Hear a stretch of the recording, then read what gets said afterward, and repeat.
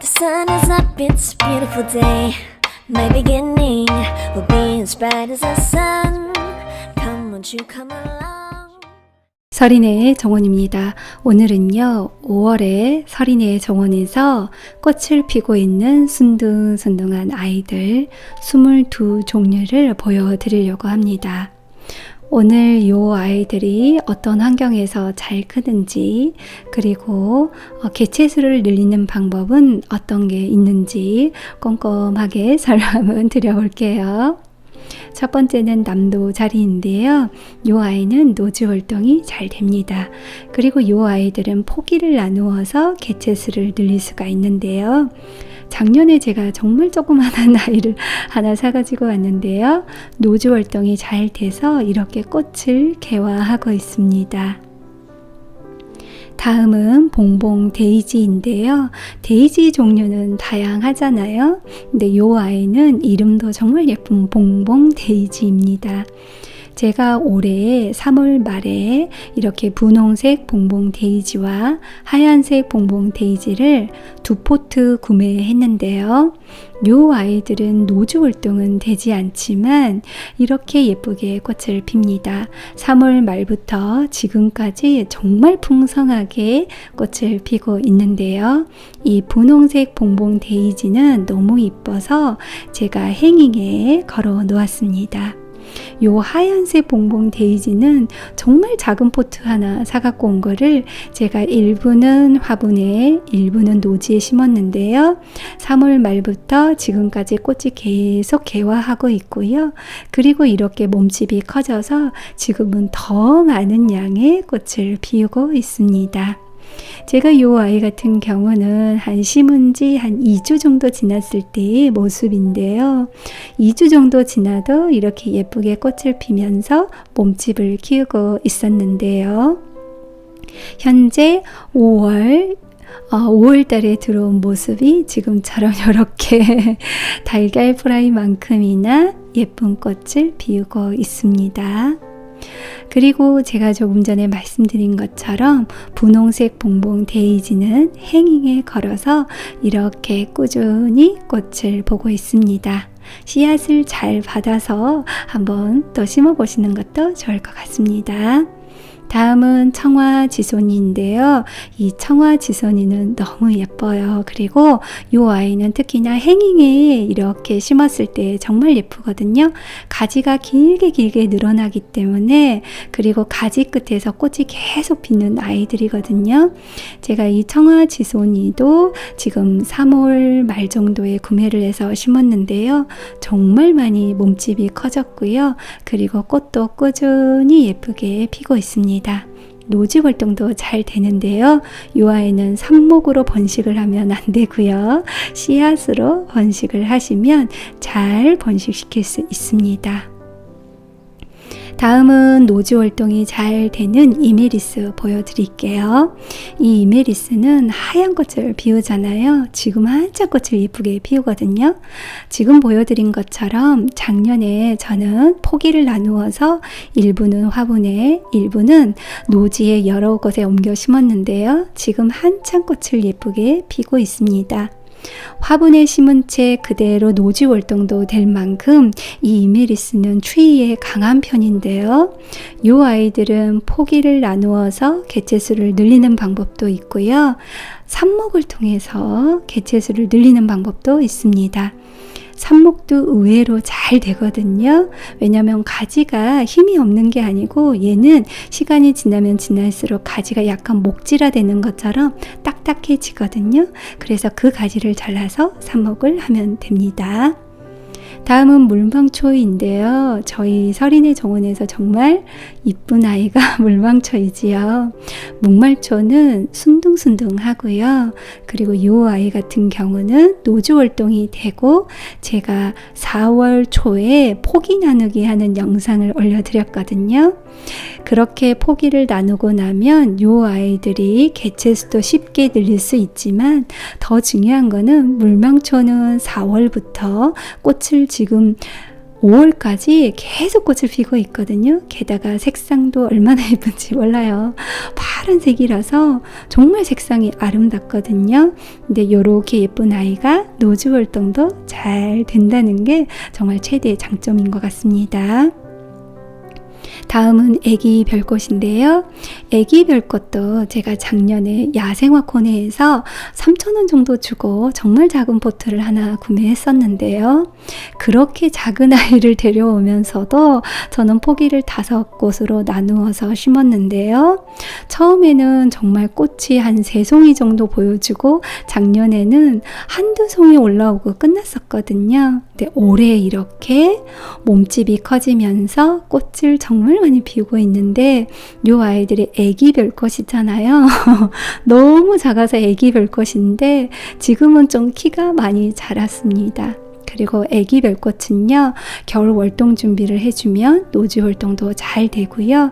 개체수를 늘리는 방법은 포기를 나누어서 개체수를 늘리시면 됩니다. 혹시 올해 심으신다면 아깝더라도 포기를 좀 나누어서 심으면 1년 뒤에 이렇게 예쁜 꽃을 보실 수 있습니다. 그리고 애기별꽃을 이렇게 화분에도 심었는데요. 화분에도 정말 잘 어울리는 게 애기별꽃입니다. 요 애기별꽃은 뿌리가 그렇게 깊지 않기 때문에 장미나 클라마티스 밑에다가 심으신다면 정말 예쁜 꽃을 밑에서도 보고 위에서도 보고 하실 수 있습니다. 게다가 이 아이는 봄에만 꽃 피는 게 아니고요. 가을에 꽃이 피었다가 초겨울까지 꽃이 핍니다. 이 아이는 백리향인데요. 백리향은 기본적으로 노주 활동은 아주 잘 되고요. 해가 잘 비치면 지금처럼 꽃이 정말 많이 개화하거든요. 게다가 공중뿌리 번식으로 쉽게 개체수를 늘릴 수 있는 게 백리향입니다. 이 백리향이 뿌리가 깊지 않기 때문에 이 아이도 장미나 클라마티스 밑에다가 심으면 밑에서는 백리향이 꽃이 피고 위에는 장미나 클라마티스가 꽃을 피기 때문에 더 예쁘겠지요. 왜냐하면 뿌리가 얇다는 얘기는, 낮다는 얘기는 나중에 그 클라마티스나 장미랑 서로 경쟁을 하지 않는다는 뜻이거든요. 그래서 이런 식물들, 지피식물이라서 특히나 번식도 빠르고 풀보다 더 빠른 속도로 자란다고 해서 풀 대신 심는 게 이런 지피식물인데요. 그 중에 하나가 백리향이고 또 꽃잔디도 지피식물 중에 하나입니다. 키는 작으면서 이렇게 번식 속도는 빠르고 꽃도 예쁘고 이런 아이들이 바로 백리향이지요. 공중뿌리로 쉽게 번식할 수 있습니다. 지금 보여드린 이 아이는 노도부치인데요. 노도부치도 노주 활동이 잘 돼서 이렇게 꽃을 피고 있습니다. 꽃 보석만큼이나 꽃이 예쁘거든요. 이 노도부치와 아주 비슷한 게 아르메니아인데요. 아르메니아하고 노도부치는 거의 구분이 안 됩니다. 하지만 자세히 보면 잎이 좀 다른 부분이 있지요. 이 아이들도 개체수를 늘리는 방법은 포기 나누기를 통해서 개체수를 늘릴 수 있습니다. 그리고 겨울에는 월동 준비를 좀 해주신다면 충분히 노주 활동은 잘 됩니다. 다음은 황금 비덴스인데요. 봄이면 꼭 한번 심어보는 것 중에 하나이지요. 꽃 색상 자체가 그냥 노란색이 아니고 이름 자체가 황금 비덴스이잖아요.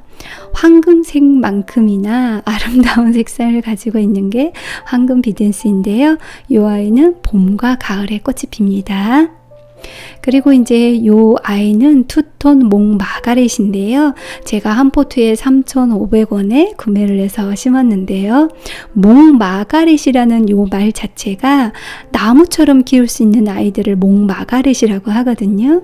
이 몽 마가렛은 노주 활동은 안 됩니다. 하지만 실내로 들여오게 되면 나무처럼 계속 자랄 수 있는 게 몽 마가렛이지요. 그 중에서 지금 보여드린 게 두 가지 색상을 동시에 피고 있기 때문에 투톤 몽 마가렛이고요.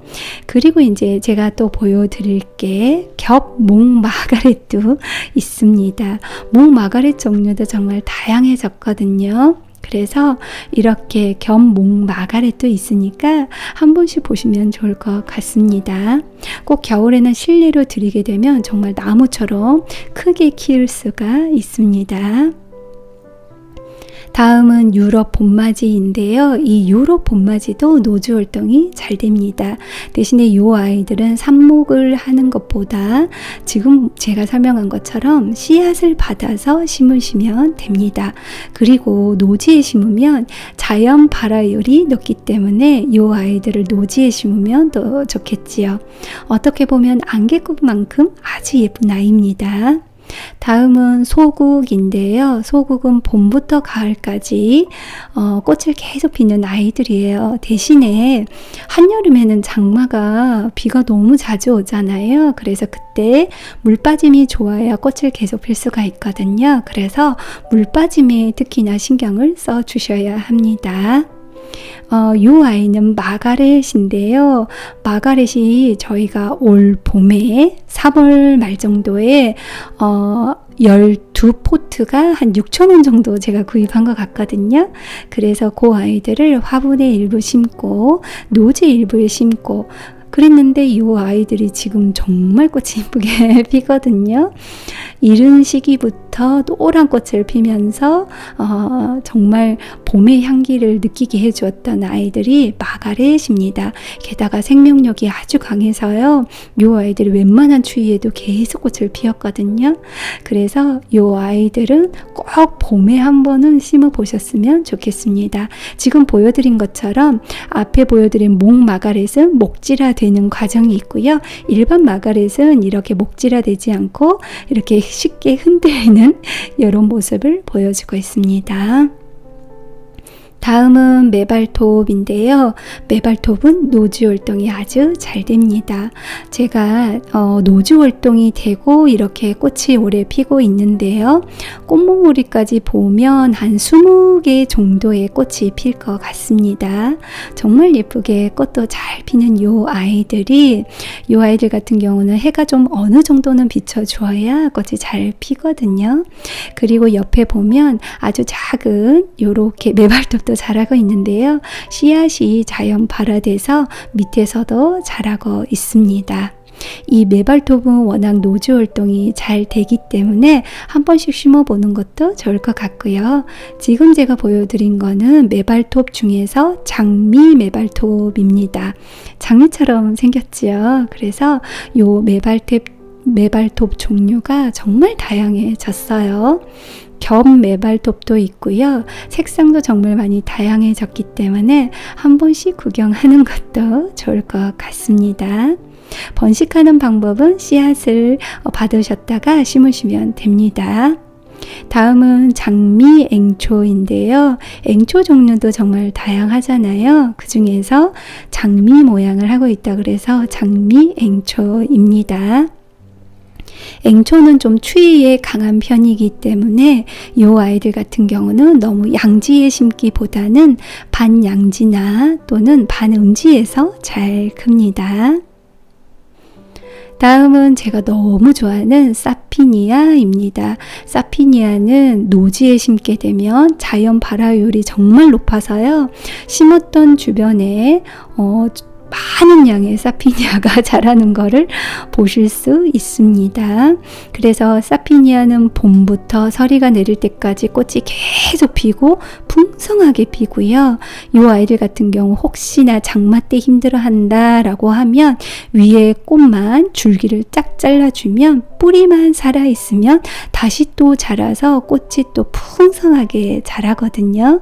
그래서 사피니아는 정말 계속 꽃을 볼 수 있는 종류입니다. 사피니아, 페추니아 종류가 동일한 과정을 거치는데요. 이 아이들은 사피니아는 특히나 자연 발화율이 아주 높기 때문에 큰 화분에 심거나 또는 노지에 심으면 자연 발화가 돼서 내년에 또 올라온다고 생각하시면 됩니다. 정말 사피니아는 제가 종류를 다양하게 심어보고 있는데요. 또 예쁘게 꽃피면 보여드리도록 하겠습니다. 다음은 불두화인데요. 이 5월 정도가 되면 이 불두화가 꽃이 피잖아요. 너무 꽃들이 많이 달려 있어서 축축 처지고 있는데요.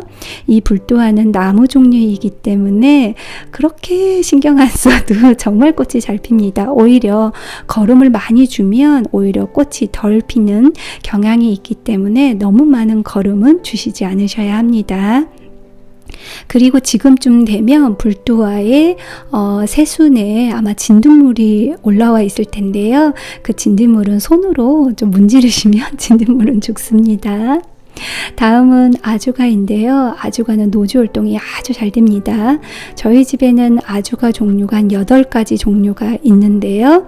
그 아주가가 노주 활동도 아주 잘 되고 해만 조금 잘 비춰주면 이 아이들이 꽃이 잘 피는 아이들이거든요. 그래서 이 아이들은 발로 키운다 라는 말을 할 정도로 순둥순둥하게 피는 아이들입니다. 이번에는 철쭉 종류 중에서 제가 모나리자를 이렇게 꽃 피어 있는 모습을 보여드리고 있는데요.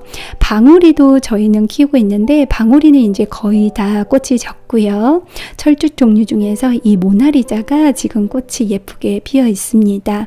이 모나리자 종류나 방울이 같은 종류는 철쭉 중에서 서양 철쭉입니다. 제가 키워보니까 노주 활동이 잘 되더라고요. 그리고 다음은 이제 클라마티스인데요. 클라마티스는 자랑할 게 너무 많아요. 이 아이들 최대 장점은요, 병충해에 강합니다. 이 아이들이 병에 걸리는 경우는 거의 없거든요. 게다가 세력이 강해지면 사계성으로 꽃을 피고요. 노주 활동도 아주 잘 됩니다. 제가 지금 보여드린 이 아이는 몬타나인데요. 지금 클라마티스 지지대에 한가득 꽃을 피고 있습니다. 클라마티스하고 비교되는 대상이 장미가 되는데요. 장미도 이렇게 덩쿨을 타고 올라가면서 꽃을 피잖아요. 근데 장미보다도 병충해에 아주 강하면서 이렇게 지지대를 한가득 꽃도 피울 수 있고요. 게다가 가시가 없으니까 키우기도 정말 쉽거든요. 그래서 저는 장미도 키우는 것도 좋지만 클라마티스도 한번 키워보셨으면 하는 생각이 듭니다. 게다가 요즘은 클라마티스가 더블로 많이 나오거든요. 겹 클라마티스도 종류가 다양하기 때문에 그런 겹 클라마티스도 한 번씩 키워보시는 것도 좋을 것 같고요. 클라마티스는 정말 순둥순둥하고요. 삽목을 통해서 개체수를 넓힐 수가 있습니다. 제가 키우는 종류의 클라마티스가 좀 올해는 좀 다양한데요. 그 아이들이 커가는 모습도 제가 종종 보여드리도록 하겠습니다. 지금 보여드린 건 밀리데리온인데요. 어제부터 이렇게 꽃이 개화하기 시작했거든요. 시간이 지나면 정말 많은 꽃을 피울 것 같습니다. 다음은 여기 밑에 조그만하게 꽃을 피우는 가자니아인데요. 가자니아 색상은 워낙 선명하죠. 그리고 요 뒤에는 비올라인데요. 지금 보여드리는 비올라 종류들은 자연 발화돼서 이렇게 꽃을 피우는 아이들인데요. 비올라는 한번 꽃을 피고 다음 해에 씨앗이 자연 발화돼서 여기저기서 자라나는 걸 쉽게 보실 수 있습니다. 비올라하고 아주 비슷한 게 펜지인데요. 펜지는 꽃의 크기가 더 크지만 그 아이들은 자연 발화를 해서 씨앗이 이렇게 발화되는 건 아니거든요. 비올라 종류는 씨앗이 자연 발화돼서 이렇게 매년 볼 수가 있습니다. 제가 이렇게 순둥순둥한 아이들 중에서 밀레니엄 벨과 버베나를 못 보여드렸는데요. 아직은 조금 작기 때문에 제가 좀 더 크면 또 보여드리도록 하겠습니다. 오늘 순둥순둥한 아이들 22종류들을 보여드렸는데요. 이 아이들은 키우기도 쉽고 그리고 어떻게 키우고 어떻게 번식하는지 제가 설명을 드렸으니까 한번 키워보시는 것도 좋을 것 같습니다. 여기까지 서린의 정원이었습니다. 구독, 좋아요, 알림 설정은 저에게 큰 힘이 됩니다.